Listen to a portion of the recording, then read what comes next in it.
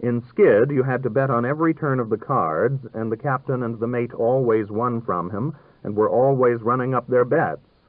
Ralph knew that the game was crooked, and pretty soon he figured out how. He had also begun to suspect them of purposely slowing up the voyage in order to win more money from him. Finally, at Cairo, he had gotten them drunk and compelled them to play poker with him and won some of his money back. Then that night, when they were blotto in their bunks, he had slipped ashore with his suitcase and taken the train to New Orleans. Ed Schwenk was haw-hawing his head off at Ralph's innocence and resentments and ruses. Imogen was listening with her lips apart and prompting him with details he had omitted. When he told about rowing himself ashore and explaining to the watchman on the dock and catching a milk train at 4 in the morning, her face lighted up with a smiling elation. I saw what my jealous egoism had prevented me from seeing before, that Imogen adored Ralph's stories, that they had all been created for her, and that she herself had partly created them. Out of his half-hearted pursuit of a career that he disliked, but that did not really seem to her so bad as it did either to me or to him, she helped him make an Odyssean epic that had its excitements, its humors, even its heroisms. Ralph could figure as a hero for Imogen precisely because he was always a victim, and there was nothing in his stories to disturb her with the fear of male domination. She could sympathize with Ralph's escapes because she shared his sense of maladjustment, of being always at a disadvantage, and she listened to his adventures like a child who is delighted by Jack and the Beanstalk because, like Jack, it finds itself among giants. She had helped him to achieve this epic, as he had helped her make a legend for herself out of Ireland and Siena and Mexico, all those settings in which she could reign, in which she could admire herself, because Ralph was always there to be dazzled. All this was what they gave one another, but she and I, for all our romancing, could never have a world in common. It was Anna. I saw it with a sharp surge of feeling, released by my second cocktail, as I looked out the window toward the garden where I had dreamed of a villa at Candeli. It was Anna who had made it possible for me to recreate the actuality, who had given me that life of the people which had before been but prices and wages, legislation and technical progress, that new Europe of the East Side and Brooklyn for which there was provided no guidebook. She had given me this vision. I had lived on it, not on Imogen's infantile fairy tales, and she had given me something else, something that could not be accounted for in terms merely of her fine little humor, her clear little sense of things, her gentleness, her appetite for love. It was somehow the true sanction for life. But what was it, and how had it grown? Out of deep and sustained feeling, in a natural purity of spirit? Such phrases did not really touch it. It was something so strong and instinctive that it could outlive the hurts and infections, the defilements among which we lived, so organic that it could not be analyzed. She had transmitted a belief and a beauty that could not be justified or explained, nor could they ever be paid for or sold. And what had I been able to give in return? What had I to compare with these? My passion for painting, perhaps, but I had not been able to give her that. Yet it must have been that passion which had brought me to her through the prison of the social compartments, across the clutter of the economic mess, and that had kept me with her happy so long. And as Bess Filsinger came over to me, protesting that I was snooting them by myself in a corner, I was felled by a sudden glumness as I knew, and found it bitter to know, that I was back now in Hecate County, and we should never make love again. Story number 5, The Milhollands and Their Damned Soul. One April in the early 30s, I happened to visit on successive evenings 2 houses that presented a contrast, and as to which it would never have entered my head that they had any close connection with one another. The first of these was Warren Milhollands. I had known him when I was a student at college, and he was a young English instructor. In those days, the English department stopped short with the Victorian age and did not admit the importance of any American writers at all. You were given to understand that Hazlitt and Lamb were worth studying, but never told to read Thoreau. You were allowed to believe that the opium consumed by De Quincey and Coleridge was the legitimate food of genius, whereas Poe, with his laudanum and brandy, had been a shabby and dubious character who would not have been elected to a college club or received at a faculty tea. And you heard Cooper referred to respectfully by professors who made fun of Walt Whitman. Warren Milholland arrived among us as the prophet of a new literary era. He talked to his classes about Masefield and Shaw, and he made them read The Portrait of a Lady and the poetry of William Vaughan Moody. I did not take any of his courses because I never could see the point of studying modern English literature in college if you had no difficulty in reading English, and I never thought he knew much about anything or showed very much real taste or intelligence. But it was pleasant to have him around, and I was always on very friendly terms with him. Later on, in the middle 20s, when he had given up teaching for journalism and started a fortnightly magazine called The Book Lover, he had sent me books on art to review. But I did not get in touch with him again after I came back from my years in Europe, and it was now a long time since I had seen him. In the meantime, he had gone on to manage one of those book clubs, the biggest one, the Reader's Circle, that selects a new book for its members each month, and had more or less left the review in the hands of his younger brother Jim. I assumed that he had been reminded of me by some sections of my 19th century painting, which had been coming out in magazines, for he had asked me to a cocktail party. As I walked into Gramercy Park on a fresh April afternoon, and saw the neat little grilled-in preserve of grass and the clean old brasswork and bricks, I found it rather pleasant to remember the literary and artistic associations which also touched that part of town with charm: John Barrymore and Edward Sheldon, O. Henry and James Huneker, Luchow's and the Players' Club, William Chase's house in Stuyvesant Square. I would not have admitted at that time that I was much impressed by any of those names, but it flattered me to feel that I had now won some right to take my place in that milieu. After all, Chase had followed Whistler, that thin pennon of our art in the 80s, and Huneker had talked about Matisse and Cézanne over his beer in the back room at Luchow's.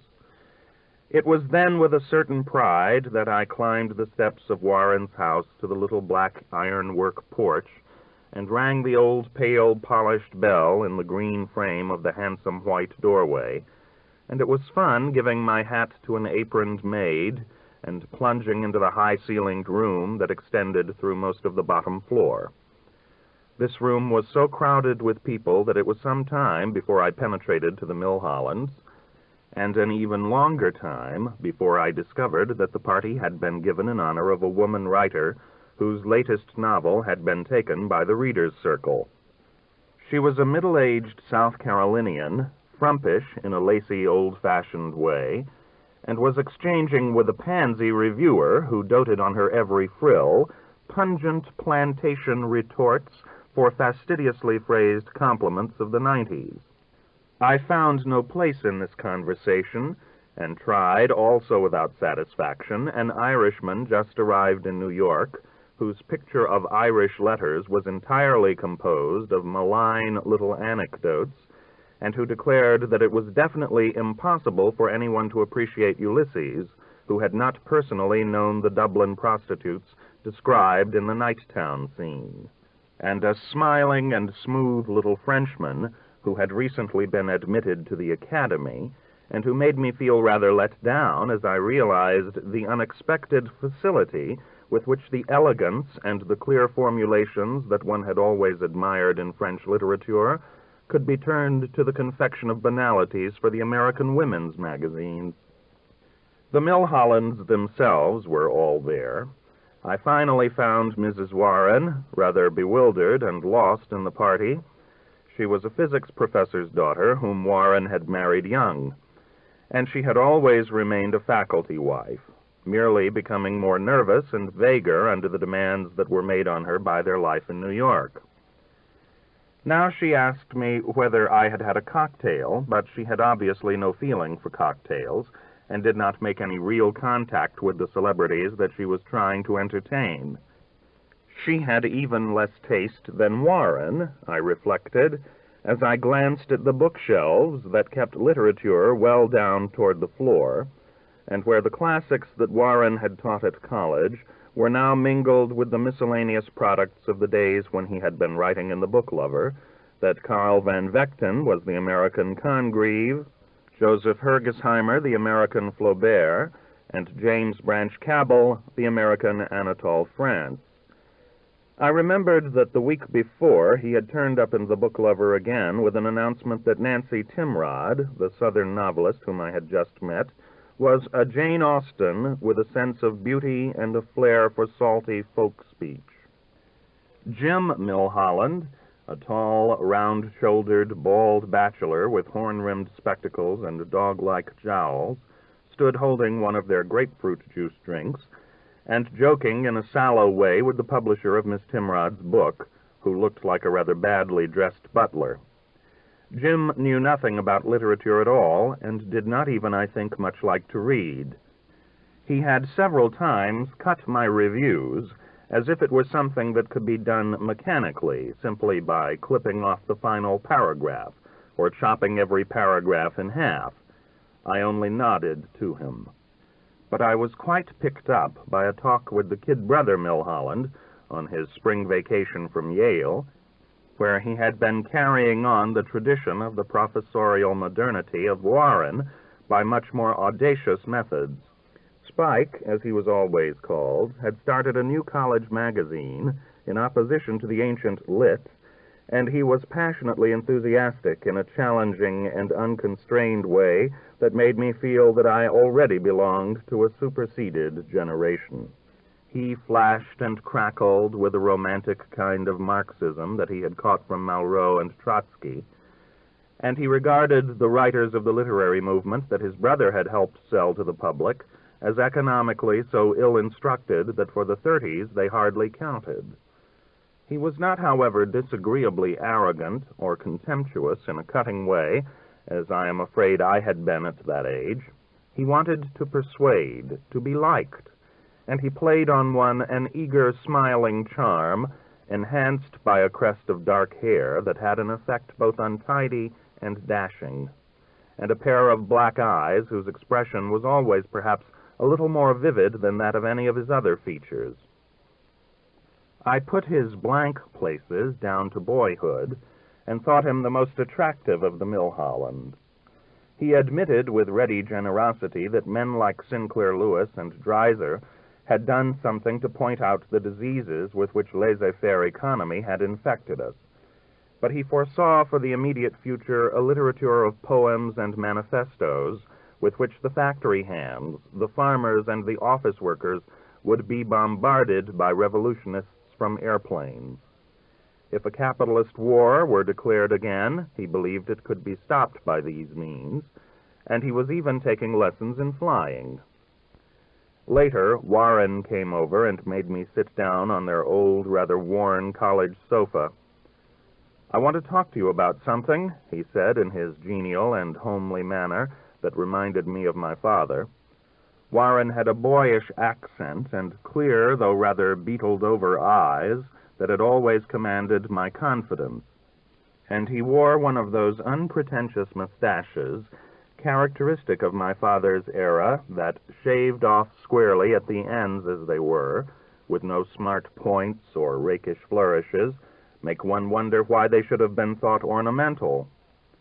I was surprised to see how stout he had grown. "Oh, what I wanted to talk to you about," he began, after a question or two as to how near I was done with my book and who was bringing it out. "George Payne is working on a survey that covers the modern period in painting. It's going to be about the most comprehensive thing that's been done on the subject in this country. It begins with Monet and Manet and comes right up through Rivera and Benton. George has tried to explain so that the ordinary person can understand what the modern painters are up to, and he's been pretty successful, I think.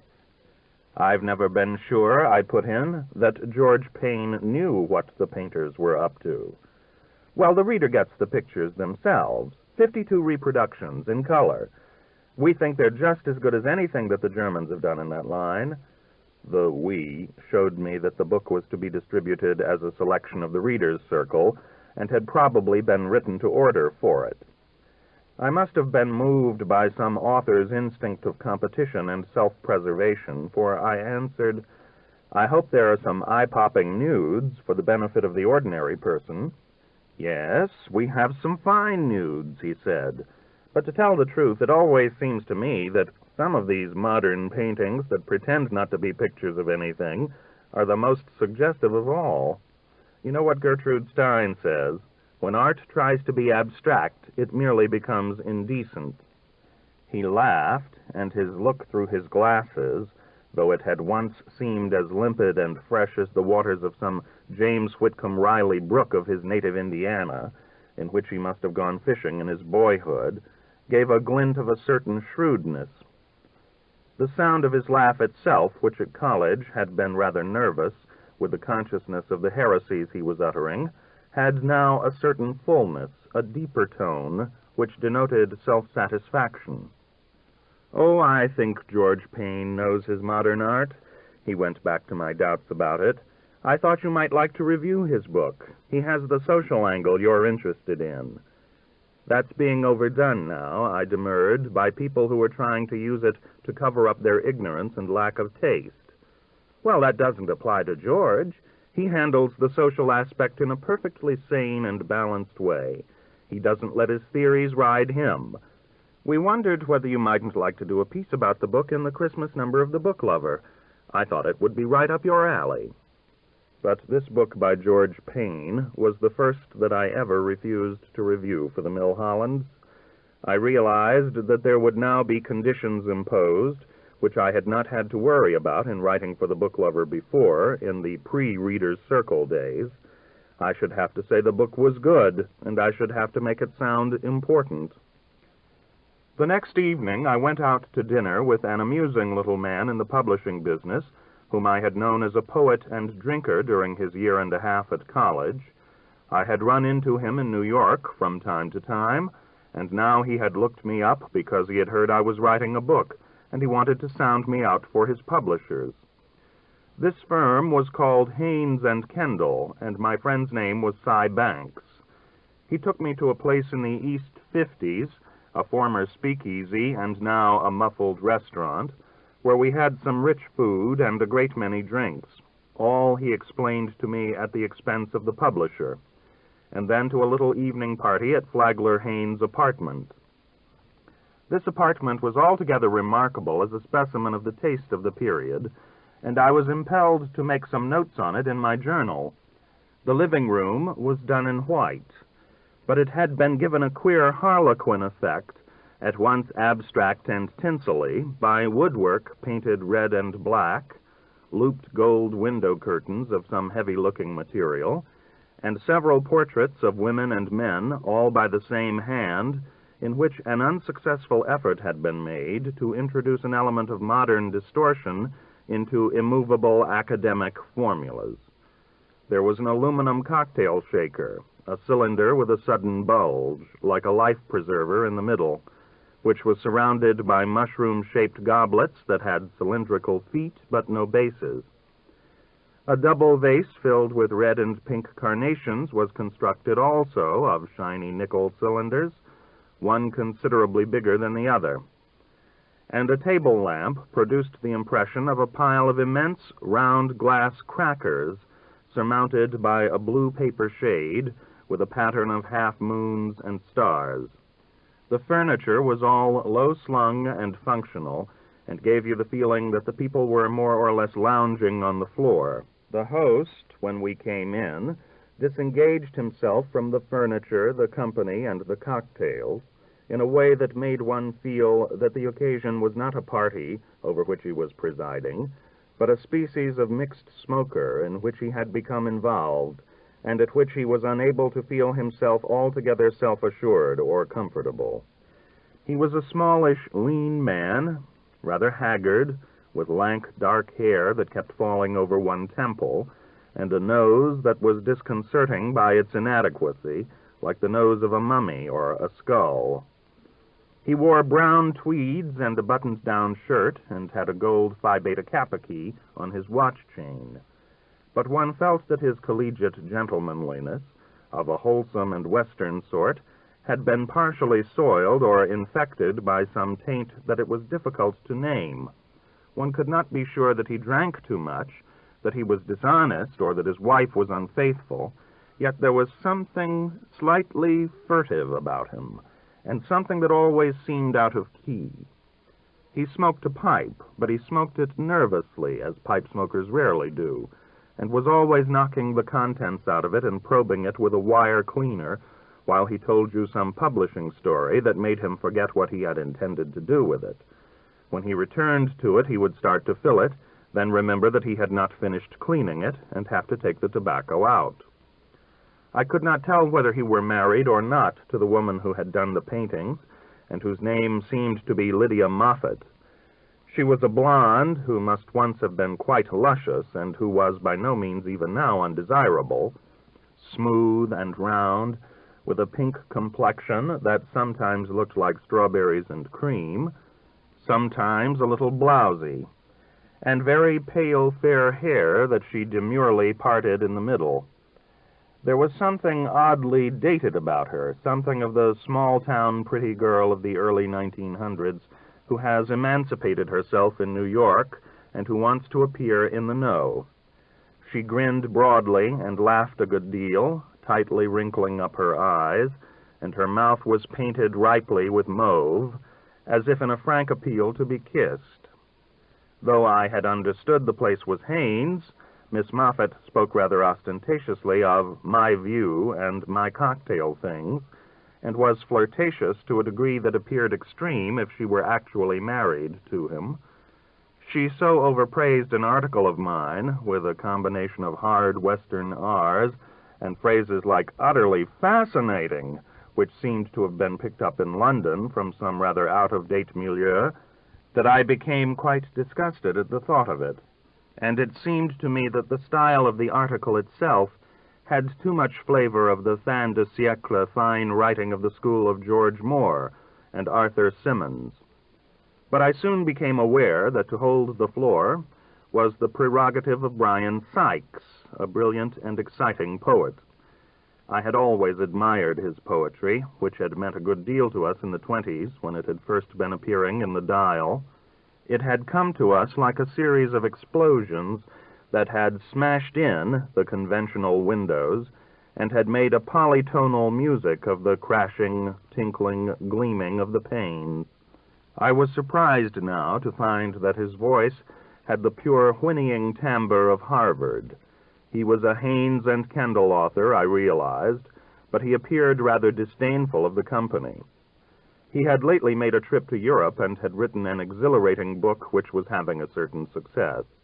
His line had been the opposite of that of the exiles of an earlier period, who, beneficiaries of the rate of exchange, enjoying the smart bars and beaches, had jeered at the United States and talked about the art of living.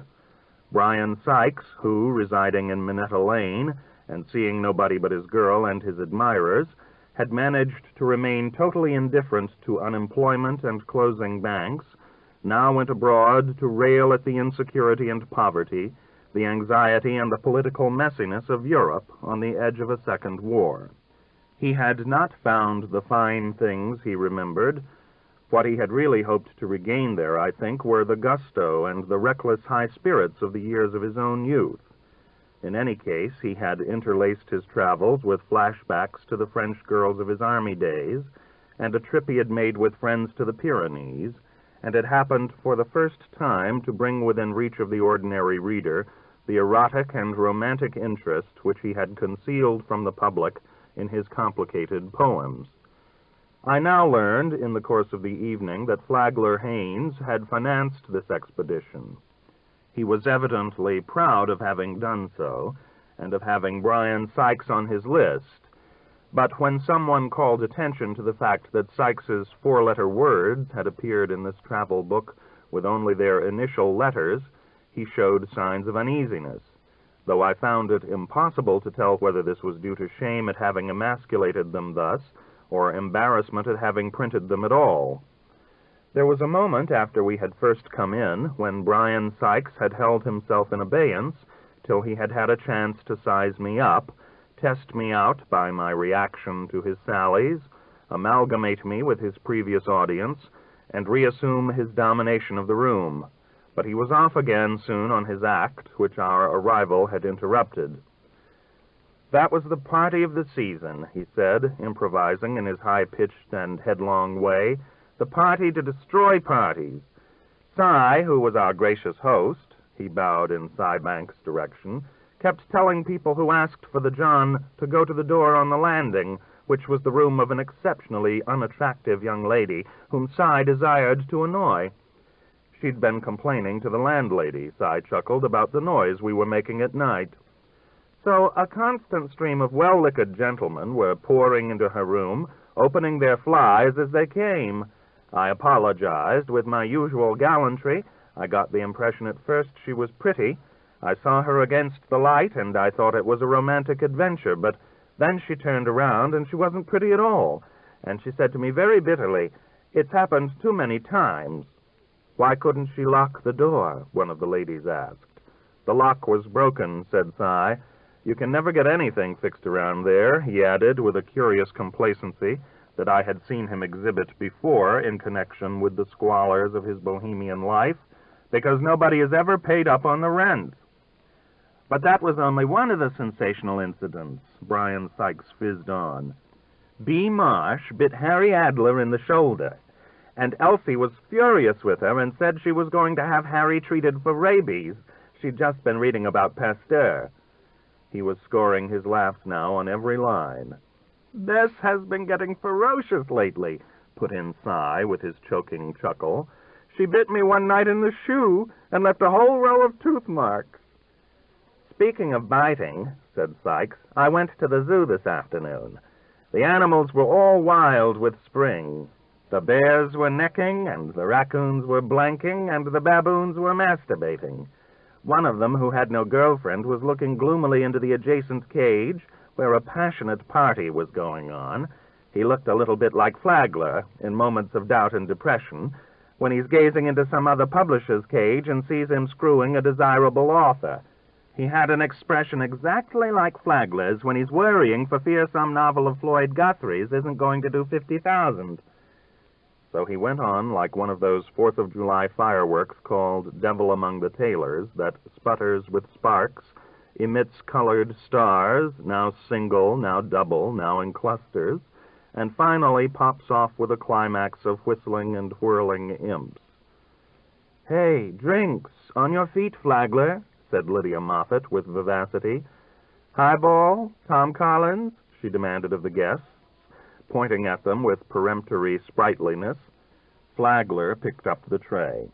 "You don't know how to make Tom Collinses," she said, putting one of the goblets on it and flashing her wrinkled-up grin that may once have been fascinating and still remained smug.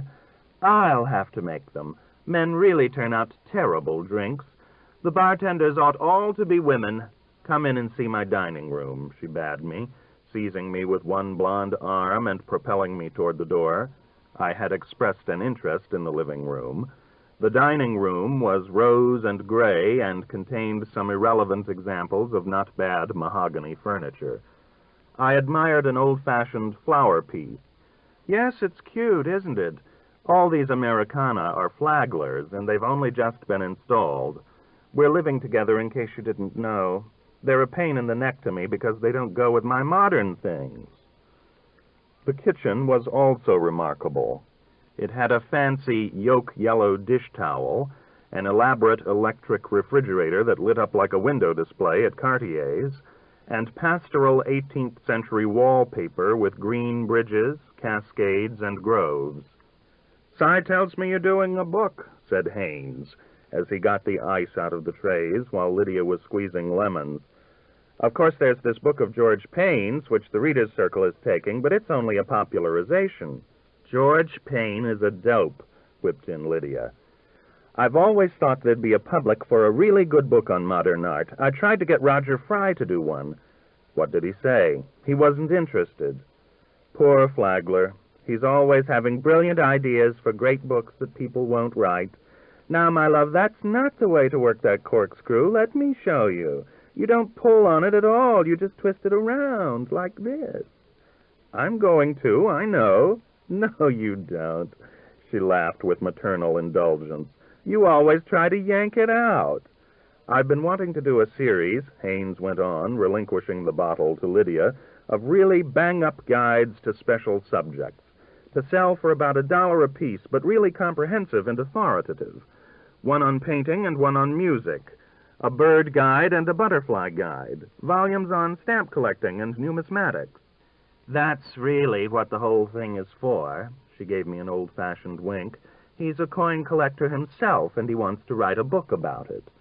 "It would cost a lot to do it right," Flagler went on, undistracted. "You'd have to have a lot of illustrations, but in the long run it would pay its way, because it would go on selling for years, like the Home University series." "Now look out, they're pretty full," said Lydia, setting the tall Tom Collins glasses on the tray, which was already crowded with highball apparatus.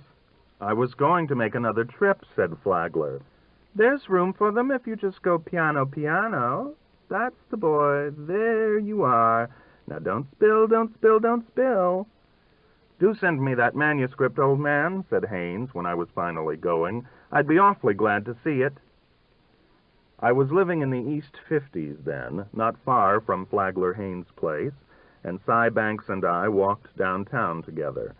On the way, I became so much interested in what he was telling me about the publishing world that I asked him to come in for a drink.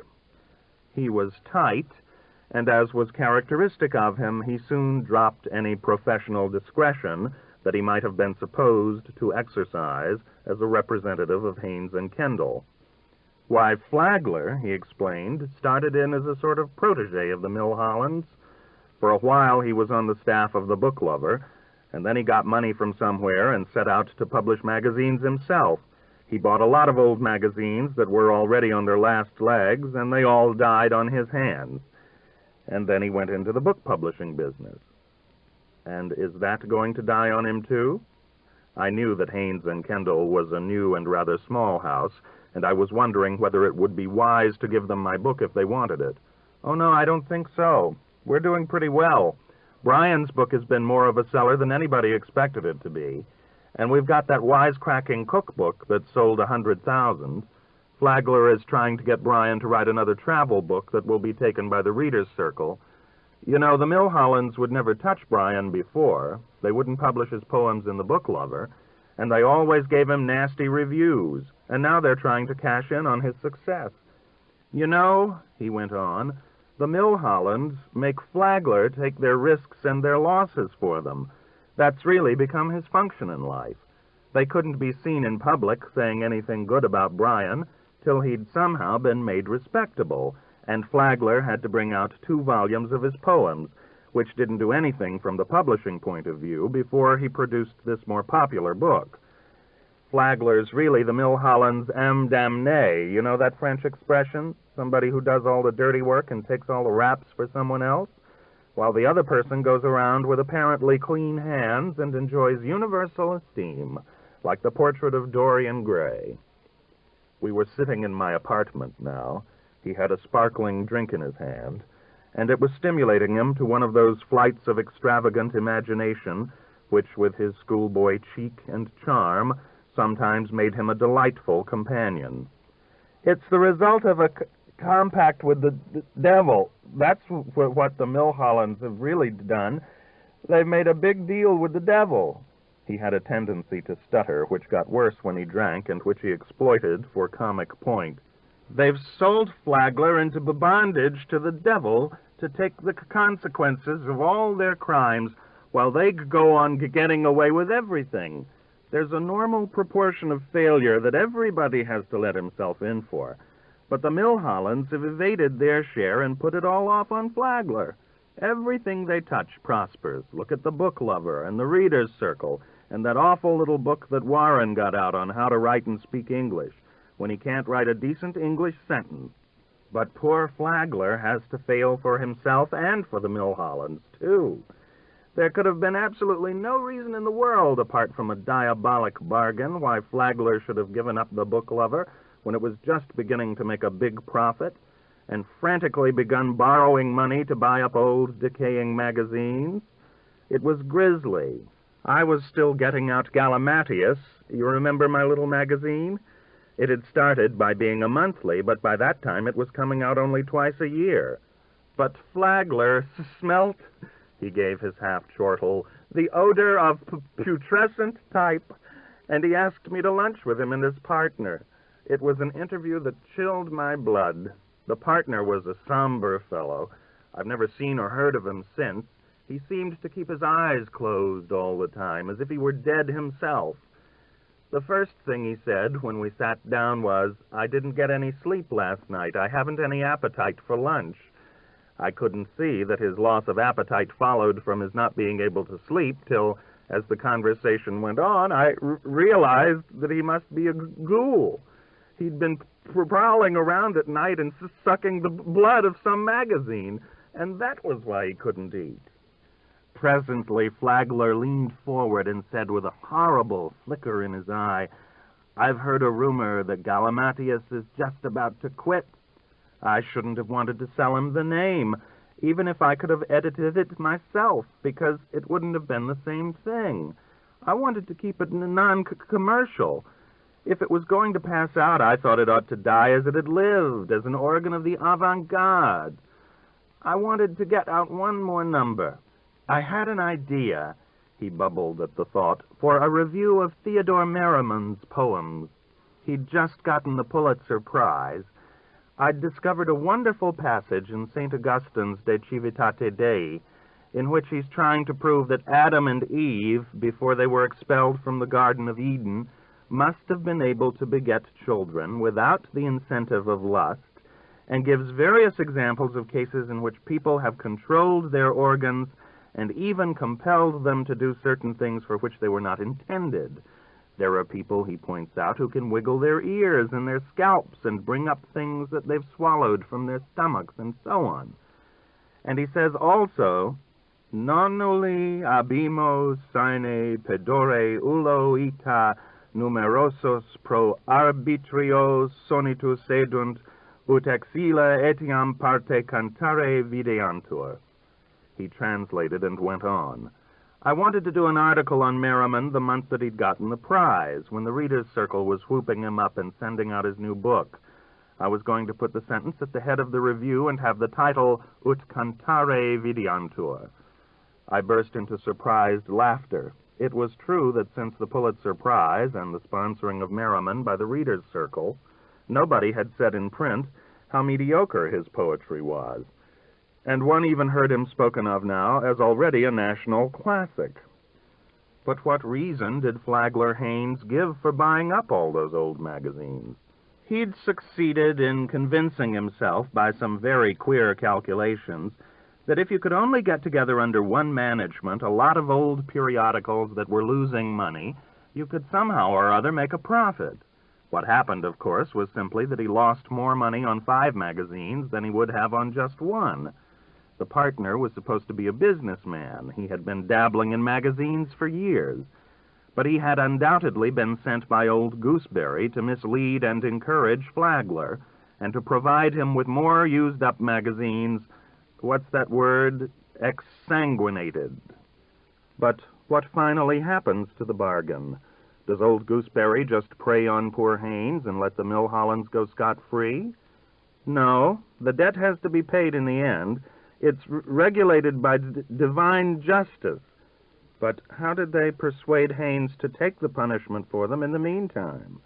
What is he getting out of it, if he simply has to suffer for their sins and is damned to eternity anyway? He gets a sort of special exemption from certain of the worst rigors. He can't be totally damned because he's got a lot of good deeds to his credit, things that the Milhollands were afraid to do or that it wasn't their interest to do. He has to fail, but he escapes a bad conscience. He does have a bad conscience, though, I said. He's full of conviction of guilt if I ever saw anybody who was. That's really their guilt, explained Cy. He does have a feeling of guilt, but he doesn't know precisely why. And there isn't any real moral reason why he should have it to that degree, beyond the ordinary skullduggeries of the publishing business that most publishers get fat and complacent on. It seems to Flagler that his conviction of sin is due to all sorts of different causes. His risks with his partner's money, the contracts he gives his authors, and so on. But he feels just as guilty when he does something worthwhile, which apparently turns out well, like publishing Brian's books. He thinks that he's feeling uncomfortable because Brian had always been a scandal before he published this travel book, and he's afraid that the next book he writes may turn out to be scandalous again. But what he's really suffering from is the shame that the Milhollands ought to be feeling for having behaved so disgracefully about Brian. Eventually, he'll slough off this vicarious guilt when the day of reckoning comes, and he'll be compensated in some fairly substantial way.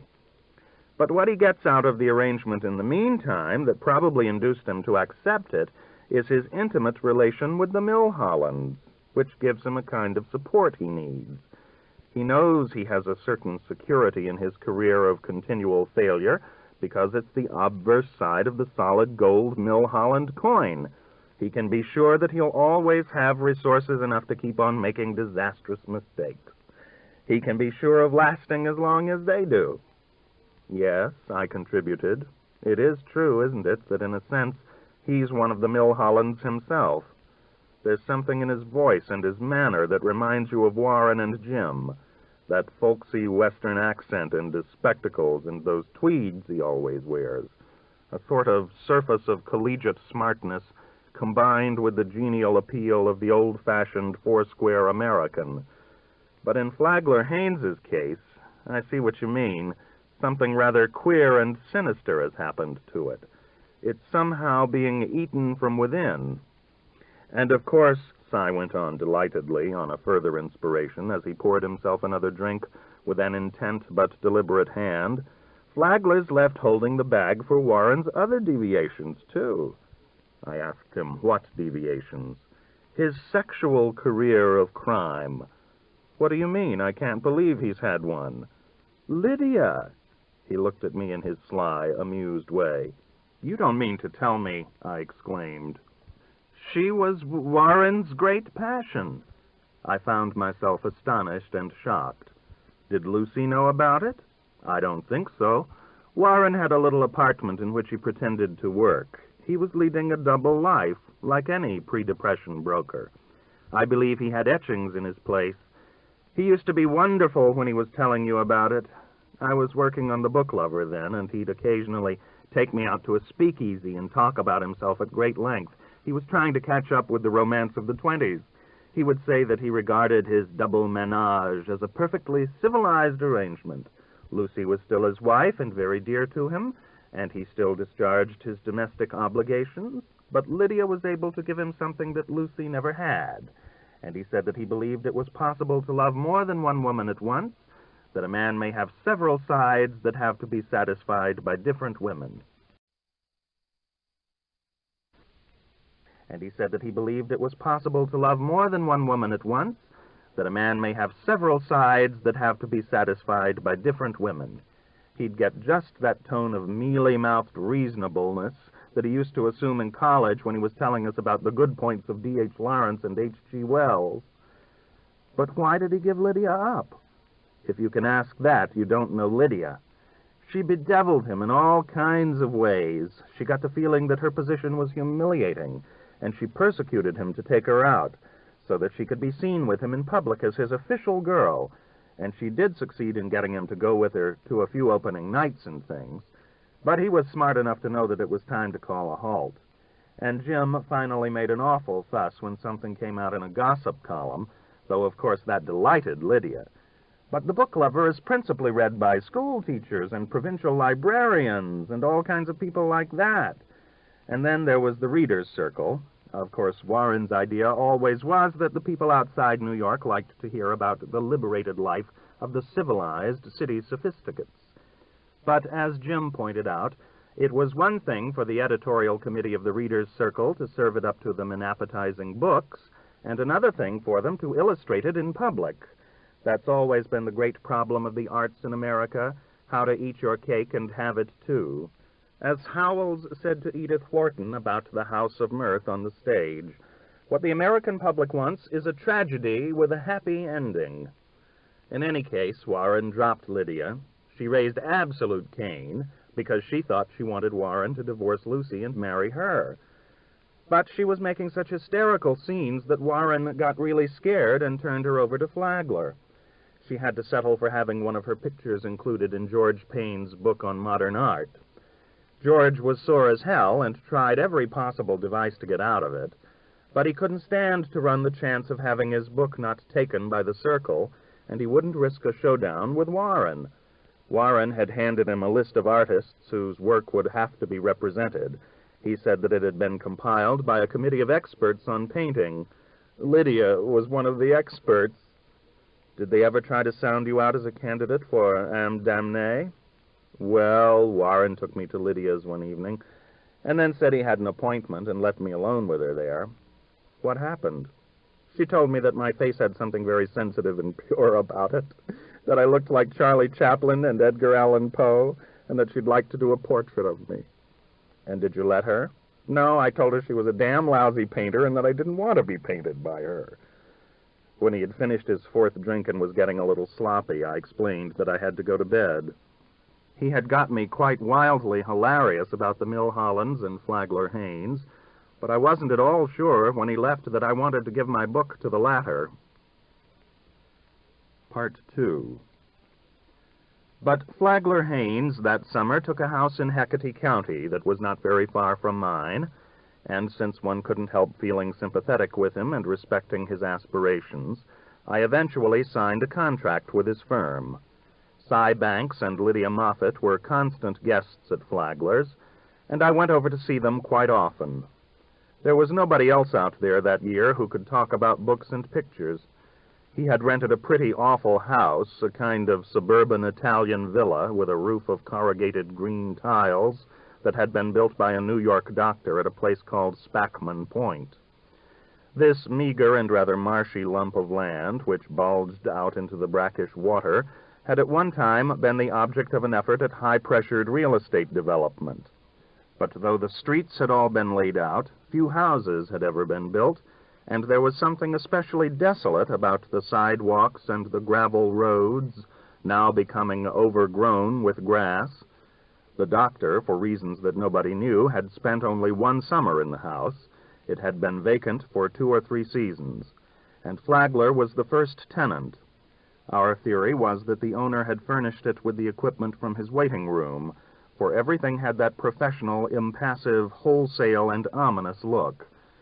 One found green upholstered couches and chairs that were discolored but still very hard, tinted etchings of Notre Dame and a couple of other churches, a fringed lamp in a Japanese jar, and a painting of a barefooted Turkish girl, coquettish and picturesque, with a pair of curl-tipped slippers beside her. From the porch you could gaze out over the water toward a gas tank on the opposite shore. And the nights, at once suburban and unhumanized, were made brutish, without the commuters who had not built their houses there, by the insistence of swamp-bred mosquitoes, monotonous whippoorwills, and moths that bumped, flapped, and swooped.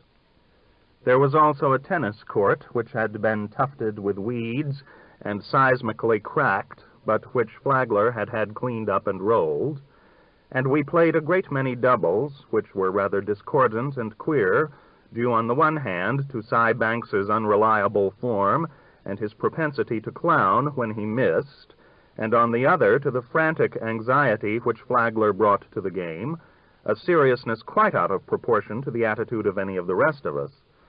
I came gradually to realize, after I had signed with him a contract for my book, that it was true that Haynes and Kendall, I had more or less discounted Sigh's fable, were not doing very well. Flagler had expected an enormous sale on a book called An Outline of Sex, and had printed many thousand copies. But it had turned out, as Sigh told me he had warned them, to be too late for either outlines or sex. "Can you imagine anything flatter at this time of day?" said Sigh. The Milhollands would have known without a moment's hesitation that the book was absolutely impossible. Sigh's attitude was detached in the extreme about everything connected with the business. He never, save for purposes of frank comedy or with the betrayal of a deprecatory twinkle, pretended to identify his own interests with those of Haynes and Kendall.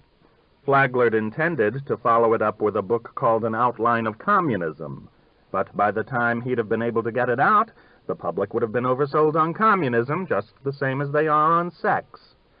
Have I told you the wise saying of old Dr. Antichrist? Marxism is the opium of the intellectuals. I laughed, and Sigh snickered. Dr. Antichrist was a recent creation of his. "You ought to get out a book of those," I said.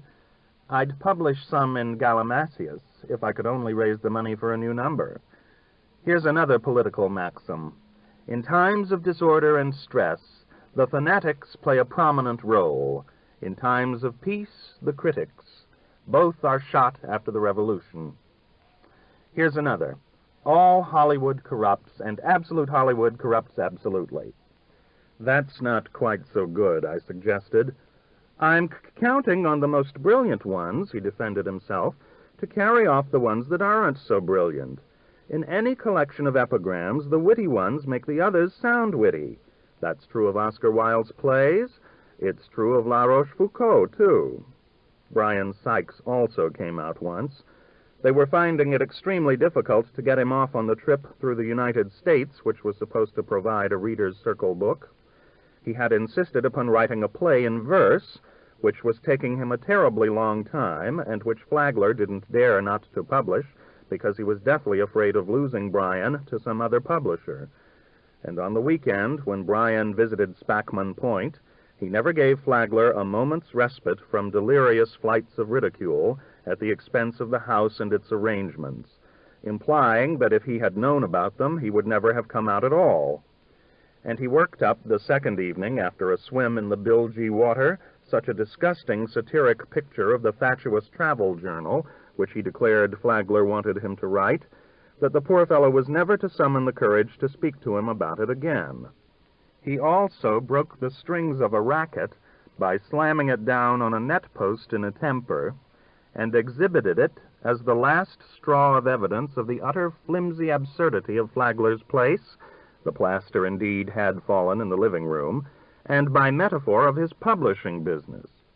He made passes at Lydia in a way that would have remained rather kiddish if Lydia had not welcomed them so openly. He was much better looking than Flagler, with high cheekbones and slanting eyes that gave him a touch of the faun. Lydia was out at Flagler's at least half the time, and might almost have been the lady of the house. She would not assume, however, any real responsibility for running it. She would arrive, bustling and smiling, with brisk exclamations of, "Glad to see Mama," and, "Well, children, shall I make you a drink?" and plunge out into the kitchen with an air of taking the whole thing in hand and providing for the comforts of the helpless men. But then soon would emerge, complaining that the Irish girl had been impertinent, and that Flagler would have to give the orders himself. And so she would bring out new pictures to substitute for the colored etchings, and command us to move the furniture about with a view to making the rooms more livable, then conceive some grievance against Flagler and neglect to buy in New York the napkins or glasses that were needed. "Well, this is your house, not mine. You've let me see that very plainly. Before you went away last Monday, you overruled my orders to Molly. Why, I'd told her to have tuna fish for lunch, and then you told her to have cold cuts. You know how I hate bologna and salami and all those things." She was one of those exasperating women who are extremely dependent on men, yet spend the major part of their lives repudiating them or trying to take them down. Lydia had two methods of taking men down: babying them and harping on their faults. She would be constantly au petit soin in a way that would drive you crazy, putting a footstool under Flagler's feet or a pillow behind his head, fetching him Kleenex from the bathroom under the pretense that he had a summer cold, and if he failed to use it, holding it to his nose, suddenly snatching his drink out of his hand in order to fix it in some special way that she insisted was the way he liked it. All this timed so as to make it impossible for him to put over some story he had started, or even to carry on a consecutive conversation. On the other hand, she would seize upon Flagler's bad judgment, Sigh's toping, or my difficulties in finishing my book, and rib us about them with her jolly grin that she unpleasantly combined with a choppy laugh. If anybody attempted to retaliate, she would immediately burst into tears, leave the room with a deadly unobtrusiveness, or call a taxi to take her to the station. She would make Flagler terrible scenes about his using up all her time and involving her so much in his life that she was not able to do her own work, then weep like a little lone waif because he had not thought to pay her rent. In moments of contrition, she would tell him that she knew she had been behaving like a silly child, that the only thing she wanted in the world was to paint a few really good pictures, and that she had actually been angry with herself for having accomplished so little lately and had only been taking it out on him. But when she did concentrate herself to her work, she made everybody acutely aware of it, and we all had to suffer from the strain, though actually she spent very little time alone, of her solitary and selfless effort. She would announce, she liked best to do it when she knew that for some special reason Flagler wanted her to come to the country, that she was going to take the veil and stay in New York for weeks. But after 2 or 3 days of this, a call about 5 from Flagler would make her dash for the next train out of town. She would protest that she couldn't bear it to think of Flagler, poor lamb, going out on the cook's Thursday night out, or trying to wrestle with dinner himself. By the time she got to the country, however, it would usually be so late that we would have to go out to dinner anyway. But afterwards, back in that ridiculous house, we would sometimes have a gay, silly evening. When Lydia had had quite a lot to drink, she could be amiable, quite witty and charming, and when I had had a lot to drink, I could feel her blonde and firm fascination. One Friday, I had come over to play tennis and found Warren Milholland there. Cy Banks had asked me to dinner when I had called them up that afternoon, but when I arrived at Spackman Point, I realized that Flagler had not known about this. He usually said, "Good work," when he learned that I had been invited, but today I felt a certain bleakness and drew the conclusion, though too late for me to leave, that he would have preferred no other guests that evening. Lydia, I found, was not there, and I assumed he had some business with Warren. Dinner seemed rather constrained. Flagler could not pretend to be anything but seriously preoccupied about something, while Warren was ostentatiously genial, yet could not help having the air of an important man of affairs who has had to take an evening out to chat and joke at the house of a subordinate, or of an old friend he has passed in the race, and with Lydia gone, I had the feeling at times, when the conversation ran on the book business, that I was eating with some sort of committee. Warren did, however, talk at some length, and from the point of view of content rather than of market, about a book that he had been writing on early New England. The witchcraft rumpus, he said, was all just staged for political purposes. The Mathers and the reactionary clique were trying to block the movement for self-government that was going on then in the New England churches, and they worked up the witchcraft scare as a red herring to get their congregations excited and take their minds off the real issues. I caught Cy Banks's humorous eye, which had nothing to do with history. I remembered that he had lately suggested that the book lover ought to fit up a small room as a natural history museum for Warren's zoological cliches, which included the man-eating shark that editors were free to attack, the dead horse that it was futile to flog, and the sacred cow that had to be respected. The red herring also belonged in this exhibit. They played on the people's superstition, Warren was going on, and they intimidated the whole community till nobody dared to criticize the preacher for his opinions on church government or anything else, for fear they'd be accused of witchcraft. When a minister found attendance dropping off, he'd circulate a story, as one man did, that a great noise had been heard one night all up and down the town, with rattling of chains and a horrid scent of brimstone, and next Sunday a big crowd would show up in church. Warren was shrewd and droll. "That's going to be a swell book," said Flagler. He got up with a certain abruptness and took a bottle of liqueur from the sideboard. "Do you want to try this Benedictine? I'm afraid it isn't very good. It must have a faked label because it seems to be synthetic, like everything else. The liquor's been a goddamn lot worse since repeal, even than it was before." "That's another thing the Puritans wished on us," pursued Warren, not to be diverted, though I had thought Flagler wanted to change the subject. "The idea that drinking is a sin. That would never have occurred to the godly monks who put up the original Benedictine, but the Puritans thought that the devil was in the brandy or rum bottle, too." "Maybe the devil was in Cotton Mather," I broke in on his humorous shrewdness, suddenly finding myself impatient and stimulated to self-assertion, "when he got people to hanging one another as witches. There was something awfully bad that was always cropping up in those early New England communities. Jonathan Edwards, too. He was guilty of spiritual pride in an absolutely satanic way. His congregation at Northampton were perfectly right to turn him out of his church. He'd got to a point of snobbery where he wouldn't admit people to communion unless they were able to satisfy him that they'd had a religious experience which was as pure and exalted as his own. He himself finally had to confess that the devil had somehow got a foothold in his big religious revival. "I thought you were a radical," said Warren, "and didn't take any stock in religion." "The anti-social is the evil," I said, getting out of it with a smile, and it was rather odd, I reflected, that I should seem to be raising this issue. I was wondering what line I should take when an upsetting interruption occurred. The weather had been horribly muggy, and we had been eating in our shirt sleeves, and all except Warren with our neckties off and collars unbuttoned. But a great sudden gust of wind now burst in through the open windows and blew the tablecloth up over our glasses and plates. We had already had a growl and a rumble. Flagler got up to put down the windows, and now we heard the front doorbell ringing, a long ring that lanced the air like lightning.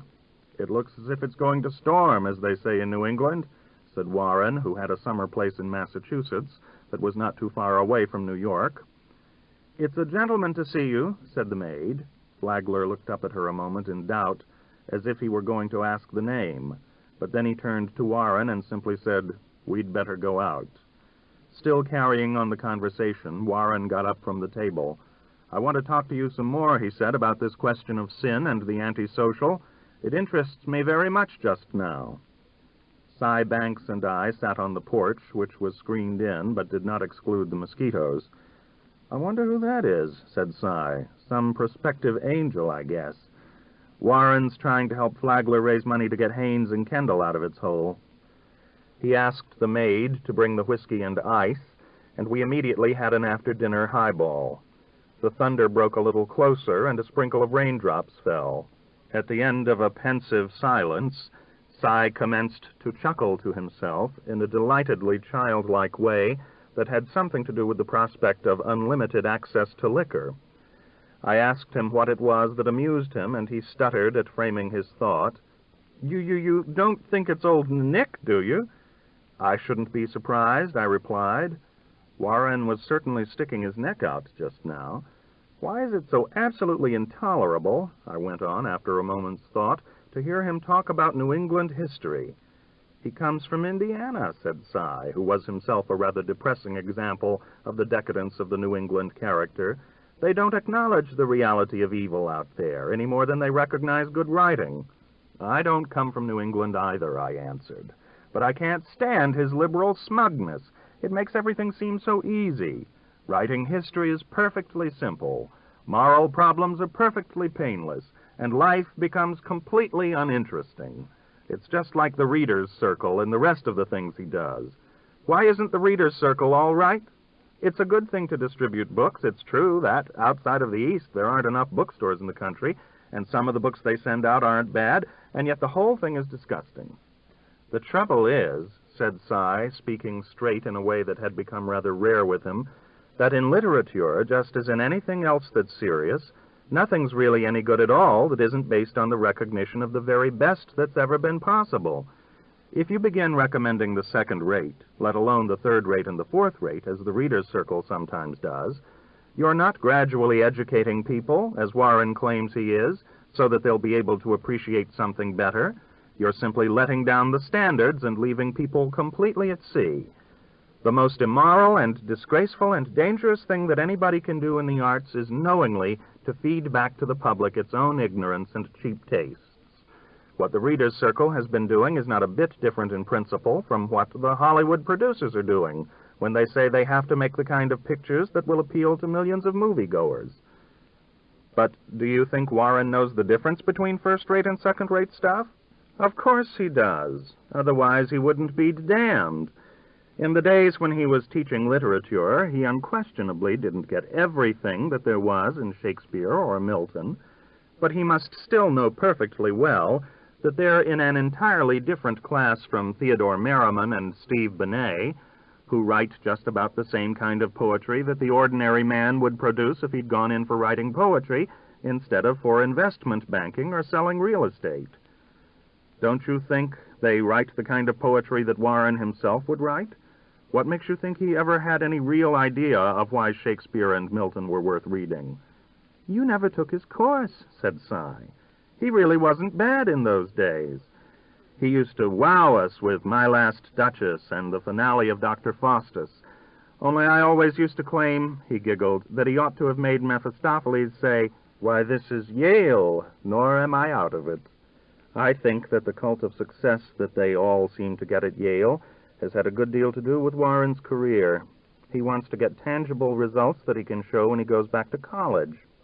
But still, I said, people have to make their livings. My second installment of Scotch and the satisfying realization that I was well past the middle of my book had put me in a charitable mood. You can't condemn people too harshly for the things they have to do to get money in the setup of capitalist society. After all, the academic world wasn't any too hospitable to Warren. I'm sure that our English department let him go for bad reasons, for the very things he was doing that they ought to have done. But Cy was implacably earnest. He did it for the wife and kiddies. That's an excuse that doesn't go in the arts. If a person is really serious, he has no business to get himself tied up with other kinds of responsibility. If he doesn't feel that what he's doing is more important than raising a family or keeping up a standard of living, he has no business trying to do it at all. I remembered that Cy himself had more or less abandoned his family. He still gave his wife part of his salary and was always talking about it in explanation of the dismal little room in which he lived when he was not visiting Flagler, and he thus lent a certain flavor of virtue to his lodgings, his dress, and his drinking. But the truth was that his wife had a job of her own and mainly supported their young son herself.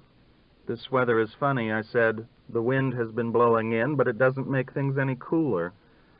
"It's all like those blasts of hot air that come out of the funnels of steamers.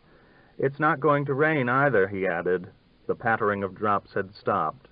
There was the sound of a car driving off, and we both became rather silent. "I don't think there's anything to worry about." We heard Warren's voice, working on Flagler in its drawling and complacent way.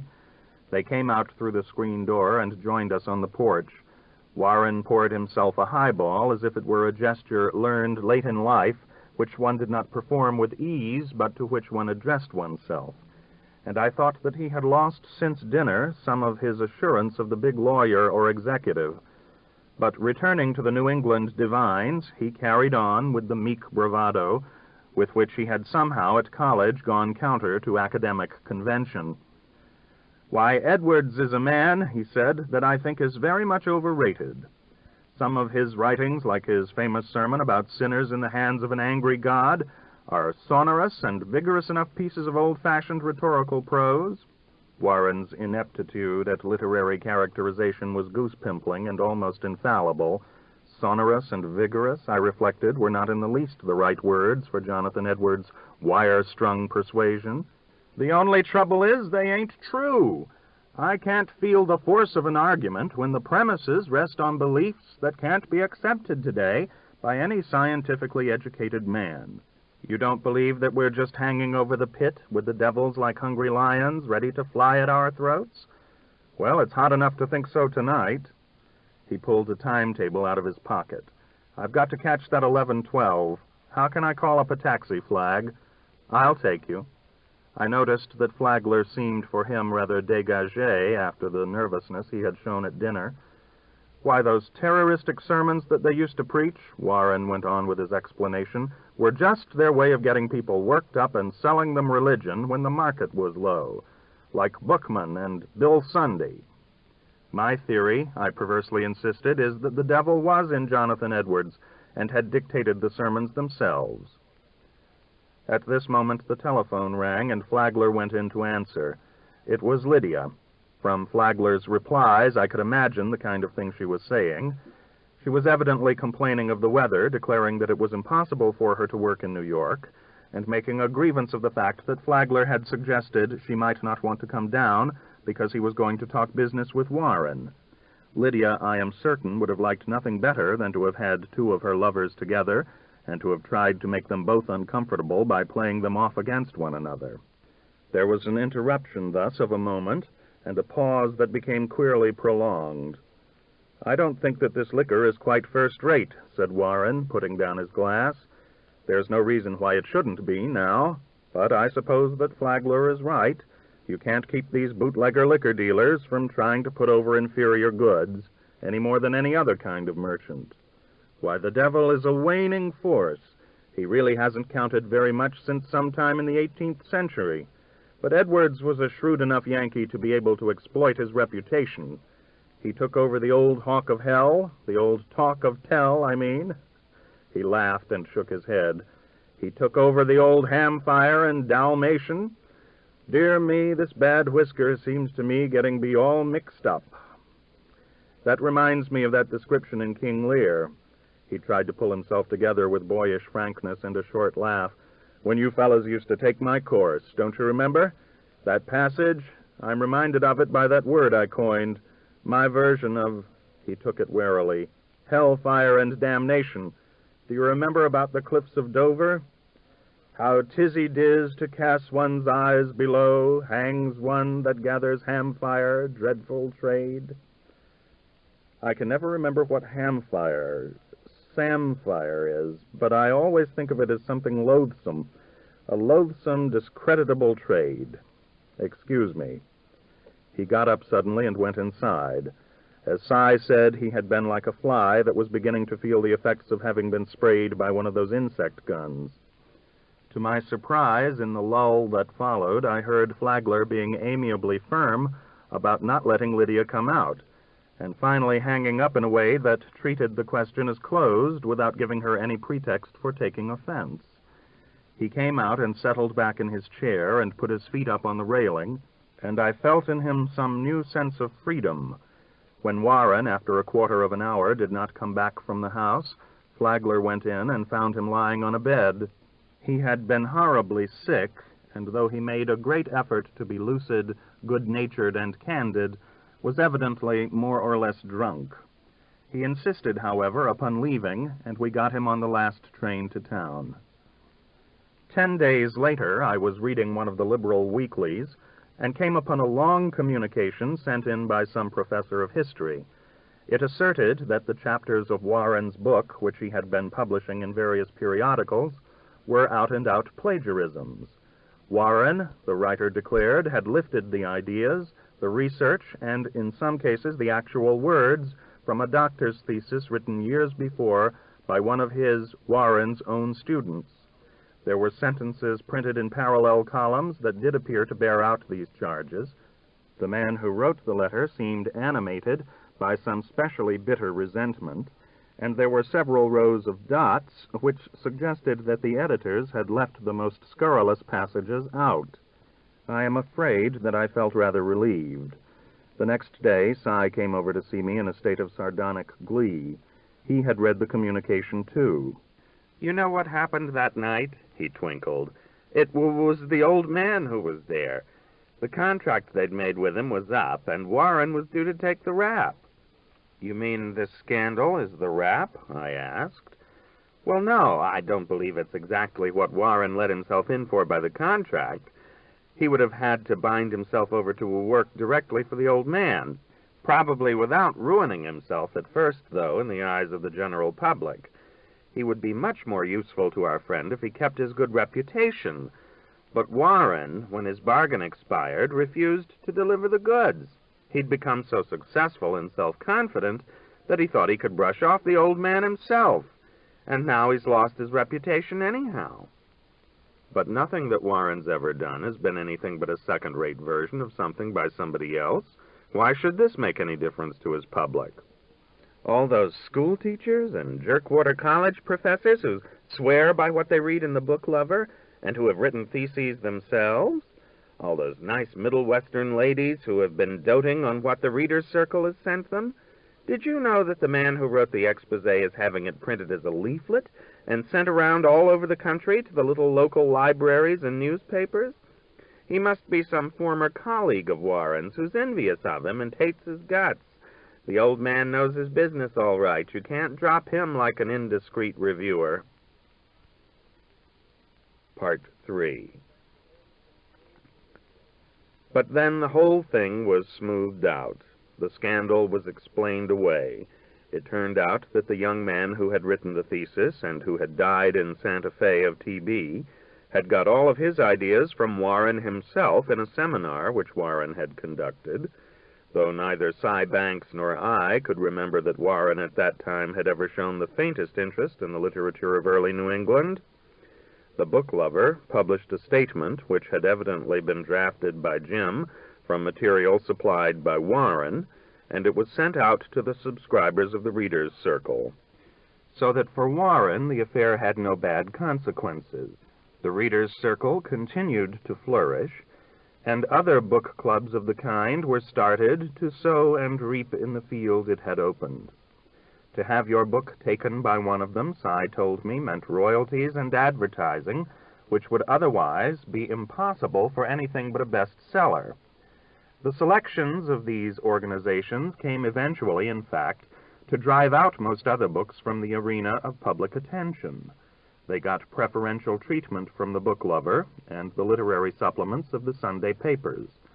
The publishers and the book clubs, according to Cy, had got to working pretty closely together, and most of the book departments in the newspapers and magazines simply chalked up the literary stock market as reported by manufacturers and distributors. There were men that did regular reviewing who were advisors to book clubs or publishers. And by the mid-30s, there was such perfect coordination that one could be quite sure any given week of finding the same new book featured in all of these papers.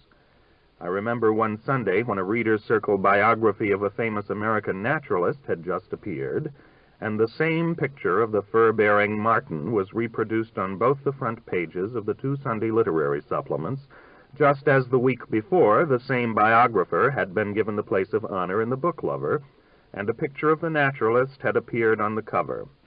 The book was one of those fictionized absurdities by an inaccurate and sentimental woman who did not hesitate to tell you precisely what, in any situation, at any moment, was going on in the mind of her hero, or even in the minds of the animals, till one did not know which was more embarrassing, the biographer's love affair with her subject, or the great naturalist's love affairs with his fauna. She, the female possum, watched him with half-closed but unblinking green eyes. Who was this bearded intruder striding into the comfortable fastnesses where her family had dwelt for centuries, which had been sacred to untold generations of South Carolina possums since before those upstarts, the humans, had come with their heavy boots that crashed through the underbrush, instead of slipping daintily through the twigs, with their harsh, shrill voices that frightened the wood folk and caused them to shrink into their green retreats. But she did not shrink now. She stood her ground, merely signaling to her babies with an invisible twitch the quick, unobtrusive warning of the patrician Southern mother to lighten their hold on her tail. She tensed her muscles for instant flight, yet she did not drop from her branch. Clinging with a negligent grace and pretending an utter disinterest, she met the stranger's gaze. She could see from his deerskin jacket, from his moccasins and his leather leggings, that he was stoutly protected against claws and teeth. And she sensed in his prehensile fingers, strong as stout sycamore roots, yet sensitive as the branches of young birch trees, in his curly and uncombed locks that had a wild, tendril-like quality, a sympathy with the sylvan background that somehow made her feel at home in his presence, and a masculine self-assurance that was challenging and at the same time magnetic. "Hello there, my gal. That's a fine brood of youngsters." He had stopped and was smiling up at her. At the sound of his Yankee accent, Amanda Possum narrowed her eyelids by a scarcely perceptible hair's breadth. It was too late now to play dead. Instinctively, she knew with certainty that he would not be taken in by the trick, and the truth was that she rather despised this traditional swooning of the Southern belle. Was it that something fine-nostriled and straight-lipped about him had kept her from the customary subterfuge? Coolly aloof and patrician, she gave him back his glance. He reached in his pocket for his sketchbook, and a quizzical yet clear-eyed smile brought creases to the sun-bronzed face. Something was making Amanda's heart pound so loudly that she thought he must hear it. At least, this was Cy Banks' version. He and Flagler were particularly bitter about the suffocating publicity for this book, which had not allowed, as they said, anything else to breathe that week. Haynes and Kendall had hoped to get some special attention for a book they were bringing out themselves, a long work on sociology and history by a late 19th century Pole, which a fanatical Polish disciple had induced Flagler to get him to translate, on the ground that it was of greater importance than either Spengler or Marx. This translation, when it was finally delivered, had turned out to be in such very rocky English that Flagler had had to pay someone else to rewrite it, with the result of producing a text that the translator would not accept. The Pole made Flagler hysterical scenes and threatened to get an injunction against him to prevent him from publishing the book, and the problem of revising the translation was thereupon turned over to a Russian who knew something about Polish and whose English was almost perfect. But the Russian had long spells of illness during which he would write Flagler for more money, and if he failed to get it, send his wife, who would wait in the reception room for hours, and then so desolate Flagler with the cadences of her low-pitched Mussorgskian voice that he would give her another check. Between her visits, the Pole would come in and complain that the Russian was impossible. He was a drunkard. He spent his time writing poetry of a hopelessly old-fashioned kind, and his grandfather had been an official in the Pole-persecuting government of Alexander III. When the work was at last published, it sank almost without a bubble. Most of the notices appeared in the left-wing press, the readers of which could rarely buy it, and where it mainly aroused hostile polemics. But poor Flagler was now personally involved with the Russian and the Pole both, and had to go on helping them out for years. He had also taken major losses on Brian Sykes's play, which he had advertised at much expense in the attempt to exploit the success of the travel book, but of which he had hardly been able to dispose of 400 or 500 copies, and on the novels of an excellent Englishman who had never sold well in this country and was regarded by the trade as rather special. His books, reissued by Flagler, were enthusiastically reviewed by his admirers, but otherwise fell rather flat. Cy Banks had further added to Flagler's difficulties by conceiving the idea at one time that he was capable of writing successful detective stories. He did, too, bringing them out under a pseudonym, though he had never yet published a book under his own name. But his storytelling was quite amateurish, and the amusing satirical notions on which his plots were based were rather over the heads of the public who buy mysteries to read in bed. In the meantime, Flagler Haynes, for reasons that it was difficult to guess, went on spending his summers at Spackman Point. "It's convenient to town," he would say, "and I feel as if I belong out here now." 3 autumns after the summer I have just described, he even took the place for the winter. Haynes and Kendall was doing so badly that Flagler was seriously strapped. I happened to hear one day in town that they were actually going out of business, and I wondered about the prospects of my book. I had that spring resigned my job at the museum in order to get it finished, and it now wanted only revision. I, too, was staying on in the country, so I went over to Flagler's that Saturday with the intention of bringing the matter up. It was one of those spells in November when it turns gray and rains for days, as if the show of the year were all over and the lights turned off and the stage being washed, a long swabbing and sousing and mopping that makes the world of lawns and roads uninhabitable and even discourages us from looking out the windows. And the interior at Spackman Point was today almost equally dismal. The oil heating, like so many other features of the house, had turned out to be rather defective. A few of the heaters were boiling, but most of them were not working at all, and one of the pipes, Cy told me with his elfin and unanxious smile, was leaking and flooding the cellar. I found him swaddled in sweaters and croaking with a bad cold, reclining on a brown leather couch in front of a fireplace of small, dense brown bricks in the room that Flagler used for a study. He had attempted to build a fire, but he was hopelessly inept at this, and the damp wood was merely smoking, while Cy resorted to whiskey to help him forget his miseries. When I came in, he prodded the logs and lighted a number of matches, but with no more than momentary results. The whole room had a peculiar cheerlessness, with its large lamp, a gold-fluted column, and a shade of cerise satin on the table beside the couch. Its jolly Scotchman tobacco jar, with a china tam-o'-shanter for cover. Its glass-paned bookcases of the desolating kind that you buy separately in any quantity desired and pile up on top of one another, and its golfing and hunting pictures in the taste of the early 1900s. "Lydia and Brian are upstairs," he said. "They've gone to bed to keep warm. Flagler's meeting Jim Milholland at the station."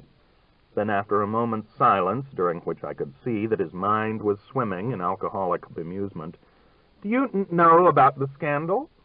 I did not, but was immediately told. The story was absolutely fantastic and quite made me forget my own affair.